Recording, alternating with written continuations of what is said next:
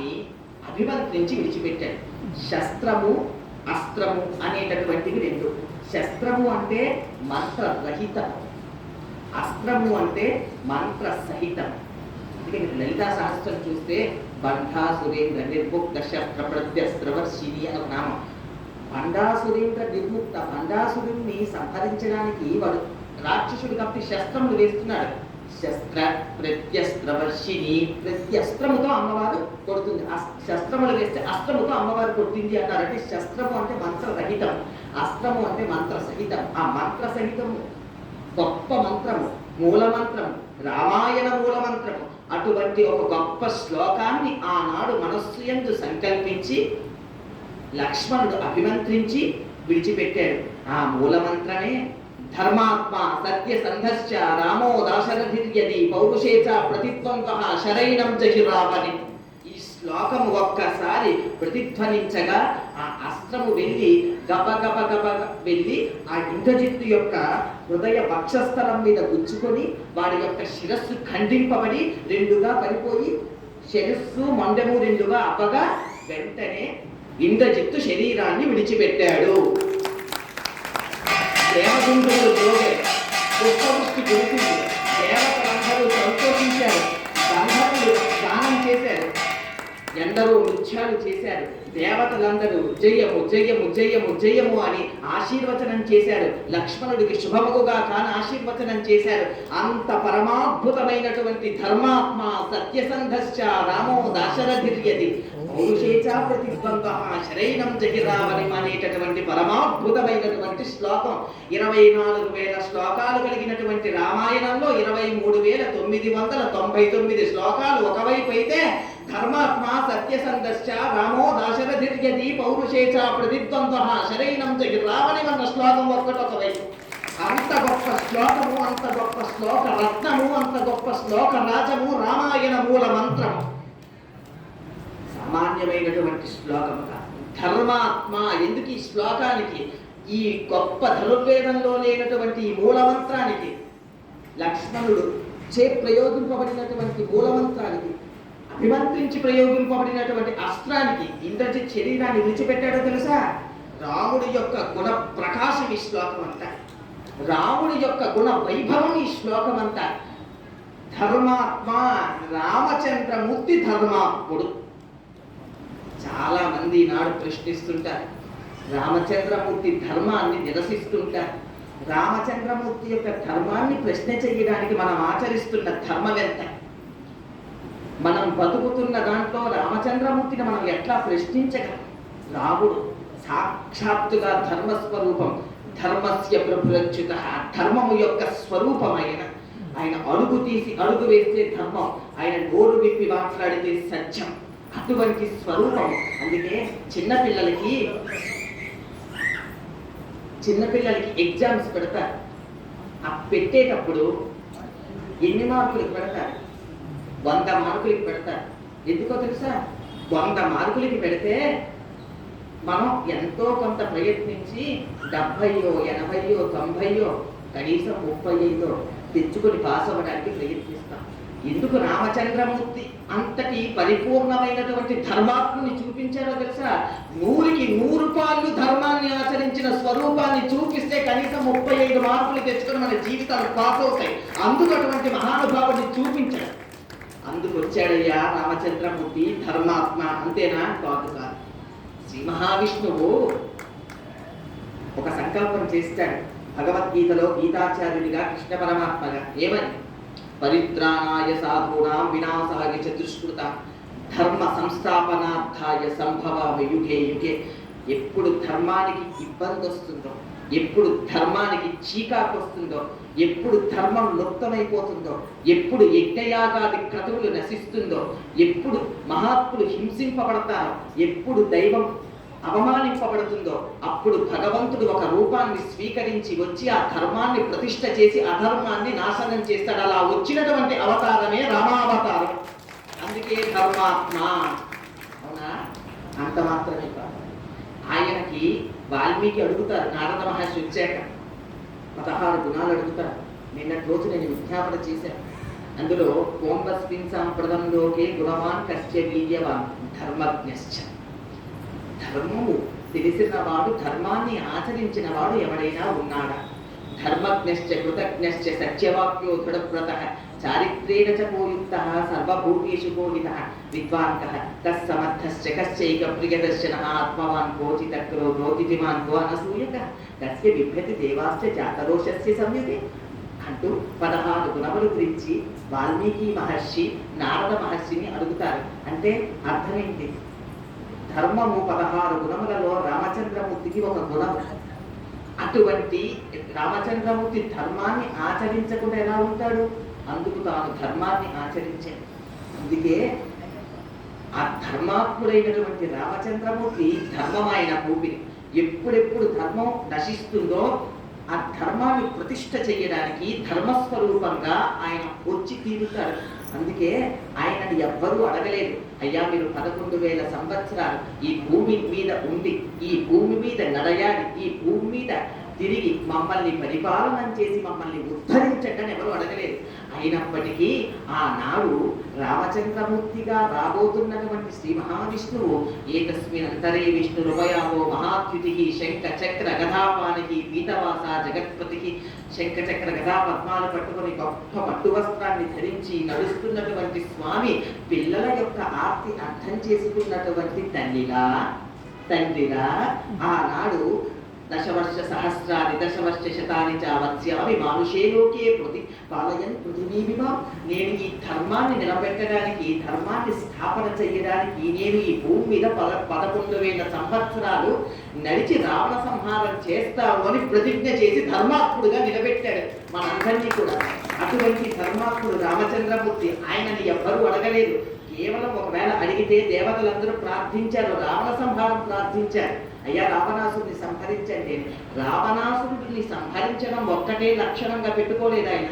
రావణాసురుడిని సంహరిస్తూ మానుష్య జాతి ఇంత క్రిందికి దిగబడిపోవడానికి గల కారణం ఏమిటి అంటే మానవుడిలో ధర్మం లుప్తమవ్వడం. ఆ ధర్మాన్ని నేను ప్రతిష్ఠ చెయ్యాలి అంటే నేను వీళ్ళ మధ్య ఉండి ధర్మాన్ని ఎలా పట్టుకొని ఆచరించాలో అనేటటువంటిది వీళ్ళకి చూపిస్తే ఆ ధర్మాన్ని పట్టుకుంటారు. కాబట్టి నేను కిందికి వచ్చి వీళ్ళ మధ్యనే తిరిగి వీళ్ళ మధ్యలోనే పెరిగి ధర్మాన్ని ఆచరించి ధర్మాన్ని ప్రతిష్ఠ చేసి ధర్మ పరిపాలన చెయ్యాలి. అందుకు ధర్మాత్మ.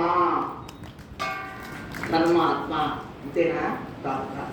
ఆయన ప్రతి నడక కూడా ధర్మం, ప్రతి అడుగు ధర్మం. ఎంతటి ధర్మం అంటే దశరథ మహారాజు యొక్క పుత్రుడిగా పుట్టాడు. విశ్వామిత్ర మహర్షి వచ్చారు. ఈ సందర్భంలో తస్య చింతయమానస్య మంత్రి మధ్యే మహాత్మనః అభ్యాగచ్చన్ మహాతేజ విశ్వామిత్రో మహాముని.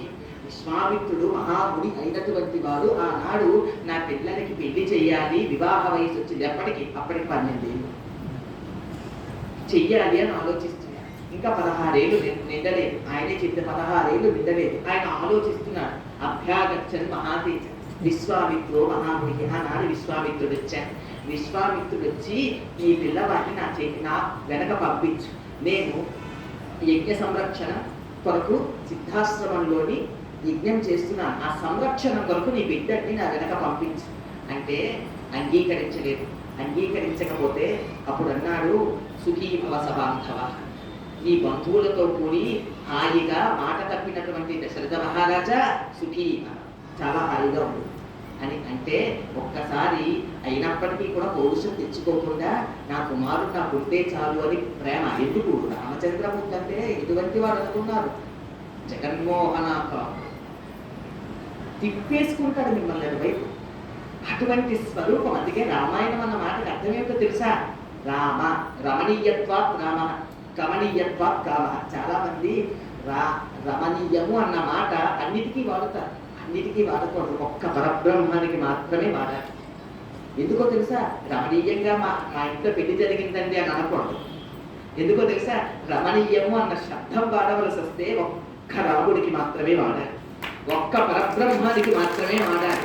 దేన్ని చూస్తున్న కొద్ది ఇంకా చూడాలి, ఇంకా చూడాలి, ఇంకా చూడాలని అనిపిస్తుందో అది రమణీయం, అది రామతత్వం.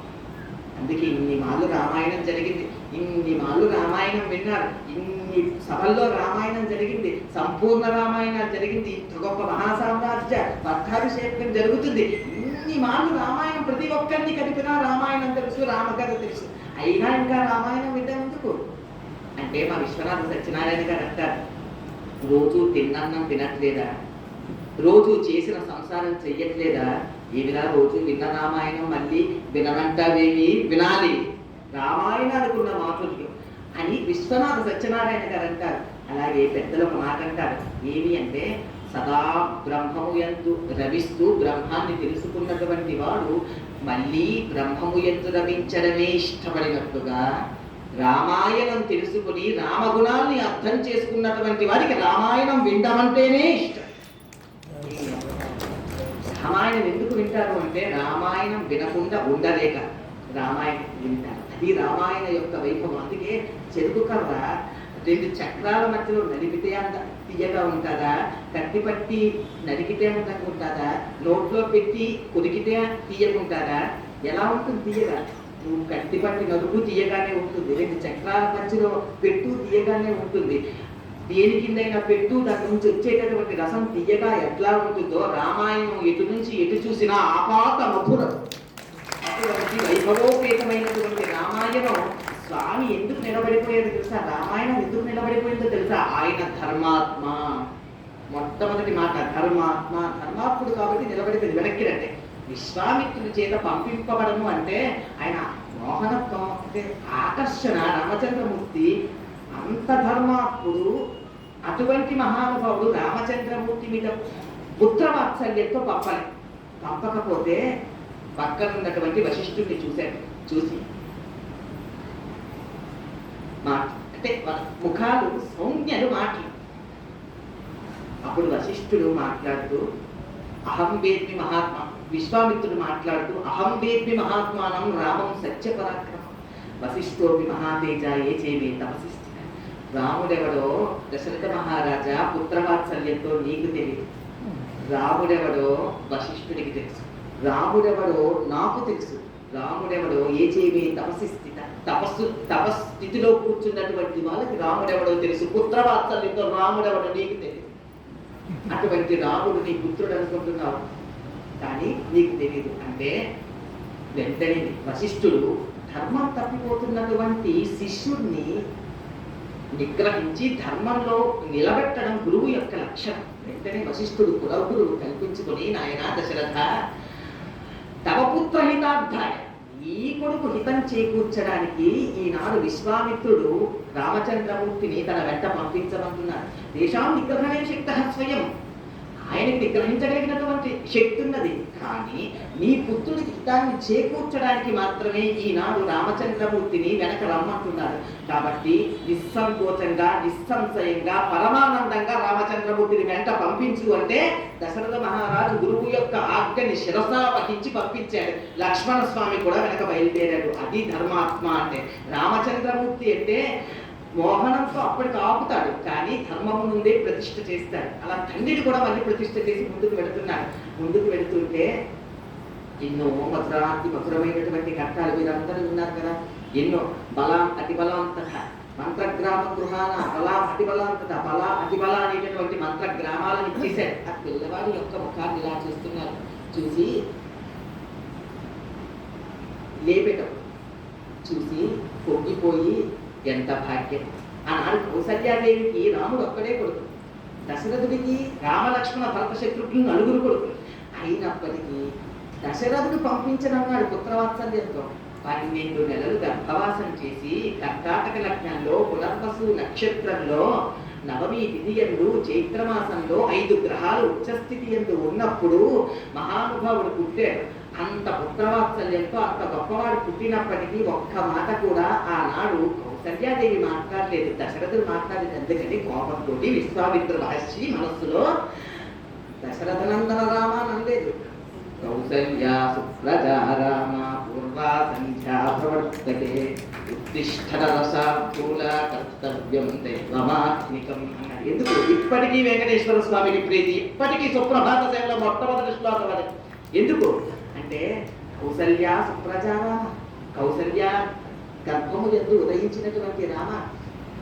కౌసల్య సుప్రజా రామ పూర్వా సంధ్యా ప్రవర్తతే. సూర్యుడు ఉదయించేస్తున్నాడు కాదు, సూర్యుడు ఉదయించబోతున్నాడు. ఇంకా పూర్వాసంధ్య, సూర్యుడు ఉదయించడానికి ఇంకా సమయం ఉంది. రామచంద్రమూర్తి సూర్యుడు ఉదయిస్తే పడుకొని ఉండేటటువంటి వాడు కాదు, ధర్మం తప్పేవాడు కాదు, ధర్మాత్ముడు కాబట్టి ఇంకా గురువు గారు అంటున్నారు పిల్లవాడు లేచి, ఉత్తిష్ట నరశార్ధూల, నరశార్ధూల నరులయంతు శార్ధూల, పెద్ద పులి వంటి వాడా, సింహం వంటి వాడా, ఉత్తిష్టాలే. ఇది ఆంతరంలో చూస్తే ఒక అర్థం, వాక్యంలో చూస్తే ఒక అర్థం. వాక్యంలో చూస్తే ఓ పెద్ద పులి వంటి వాడా లే అనేటటువంటి అర్థం. ఆంతరంలో నువ్వు దేనికొచ్చావు? రావణ సంహారానికి వచ్చావు. నువ్వు దేనికొచ్చావు? యజ్ఞం చెయ్యగా యజ్ఞ సంరక్షణార్థమై వెళుతున్నావు. నువ్వు దేనికి ఇప్పుడు లేవాలి? నరసార్థుల, నరుయందు శ్రేష్ఠుడైనటువంటి వాడా, దేనికి లేవాలి నువ్వు ఈనాడు? నీలో ఉన్న నారాయణ తేజాన్ని ఉత్తిష్ట అని పైకి లేపుతున్నాడు. అది విశ్వామిత్రుడు అంటే. సామాన్యమైనటువంటి మాటలు కాదు. ఉత్తిష్ట అంటే ఆయన పడుకున్నవాడా లే అనే తన ఉద్దేశం కాదు. ఉత్తిష్ట అన్న మాటకు అర్థం ఏంటంటే, నువ్వు నరుడు అనుకుంటున్నావా? నీలో నారాయణ తేజం ఉంది. దేని కొరకు వచ్చావు? ఆడుకోవడానికి, హంసతుడికి ఆ తల్పాల మీద పడుకోవడానికి, దశరథుడి యొక్క ప్రేమ పొందడానికా? అది నిమిత్తములు. కానీ నీ యొక్క కార్యం ఏమి అంటే రావణ సంహారం. అది నువ్వు దేవతలకు ఇచ్చినటువంటి మాట. దానికోసం నువ్వేం చేయాలి? ఉత్తిష్ట లే అని లోపల ఉన్నటువంటి నారాయణ తేజాన్ని ఆనాడు విశ్వామిత్రుడు లేపాడు. ఎందుకు? ధర్మంలోని ఏం చెయ్యాలి అనేటటువంటిది చెప్పడానికి లేపాడు. అలాగని రామచంద్రమూర్తి ప్రతి నిత్యము ధర్మాన్ని విడిచిపెట్టకుండా ధర్మాత్మ అయి శోభిస్తున్నాడు. అలా అడుగులు పడింది. అడుగులు